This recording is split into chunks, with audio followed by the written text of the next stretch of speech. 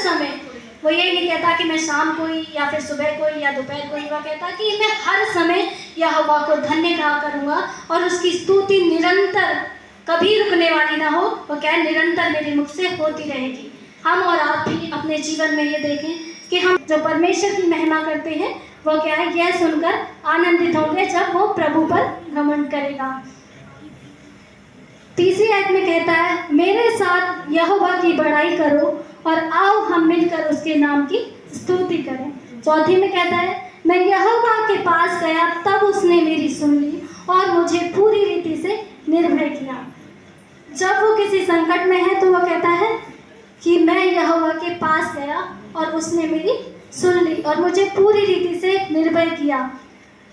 मैं और आप भी जब किसी समस्या में हो या किसी बीमारी में हो या किसी भी तरह की कोई भी समस्या हम पर आए तो हम किसके पास जाएं? सिर्फ और सिर्फ प्रभु के पास, ताकि वो हमारी प्रार्थना को सुन ले। जब हम लोगों के पास जाएंगे तो क्या है, वो हमारी नहीं सुनेंगे। हो सकता है मतलब वो हमारी बात को सुन ले पर वो हमारी समस्या को दूर नहीं कर सकते।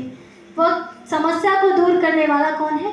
परमेश्वर। हमें छुटकारा देने वाला कौन है? परमेश्वर, क्योंकि उसी ने हमें बनाया है, वो सामर्थी प्रभु है, उसी ने हमें उस पाप के दलदल से बचा कर लाया है।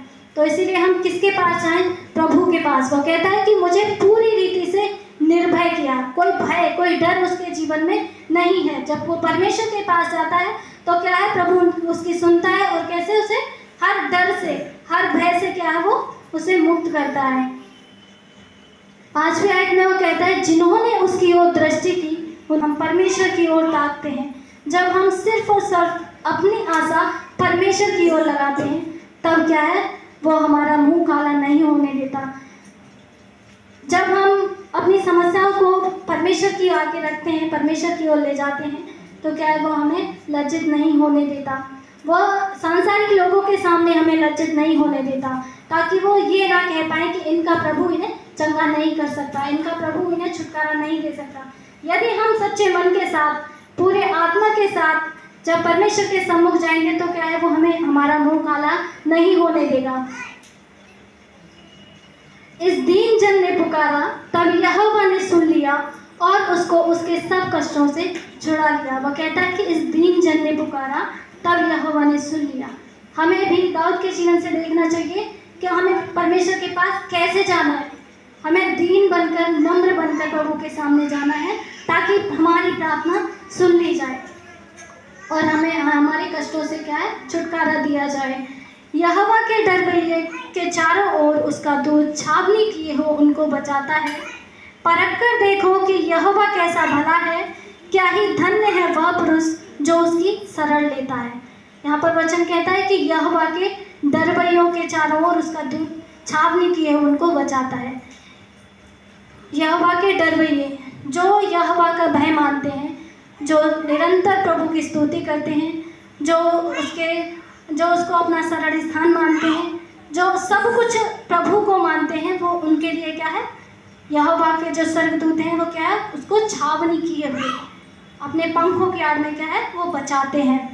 और 8वीं आयत में कहता है कि परख कर देखो यहोवा कैसा भला है, क्या ही धन्य है वह पुरुष जो उसकी शरण लेता है। यहाँ कहता है कि परख कर देखो। हम और आप परमेश्वर को परखें कि वह कितना भला है, कितना सच्चा है।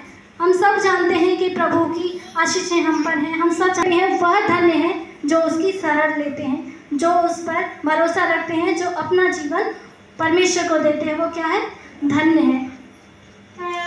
हे यहोवा के पवित्र लोगों, उसका भय मानो, क्योंकि उसके डरवैयों को किसी बात की घटी नहीं होती।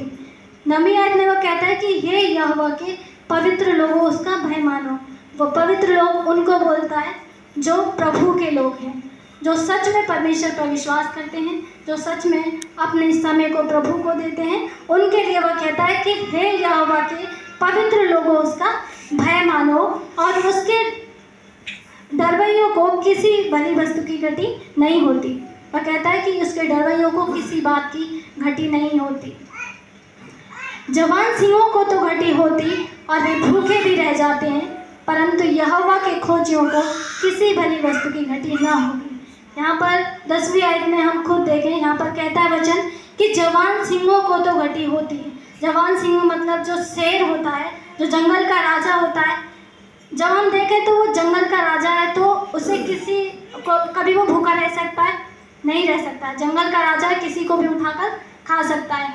लेकिन यह वचन कहता है कि जवान सिंहों को तो घटी होती, उस शेर को भी घटी हो सकती है, वो भी भूखा रह सकता है। लेकिन जो यहोवा के डरवैये हैं, जो यहोवा के खोजी हैं, उनको कभी किसी भली वस्तु की घटी नहीं हो सकती। 11वीं आयत में कहता है, हे लड़कों आओ मेरी सुनो, मैं तुमको यहोवा का भय मानना सिखाऊंगा। दाऊद कहता है कि हे लड़कों आओ मेरी सुनो। दीर्घायु चाहता है ताकि भलाई देखे, अपनी जीभ को बुराई से रोक रख और अपने मुंह की चौकसी कर कि उससे छल की बात ना निकले। यहाँ वचन कहता है कि वह कौन मनुष्य जो जीवन की इच्छा रखता और दीर्घायु चाहता है ताकि भलाई देखे। यहाँ पर हम सभी लोग हैं जो क्या है, जीवन की इच्छा रखते हैं ताकि क्या है, भलाई हमारे जीवन में हो। और 13वीं आयत में कहता है कि अपनी जीभ को बुराई से रोक रख और अपने मुंह की चौकसी कर ताकि उससे छल की बात ना निकले। हम भी, जब दाऊद कहता है कि अपनी जीभ को बुराई से रोक रख, तो हम भी अपनी जीभ को देखें कि वो बुराई करती है या नहीं। हम कैसे अपनी जीभ को बुराई से रोक के रखें। हम अपने आप से तो कुछ भी नहीं कर सकते, क्योंकि हम खुद कुछ नहीं हैं।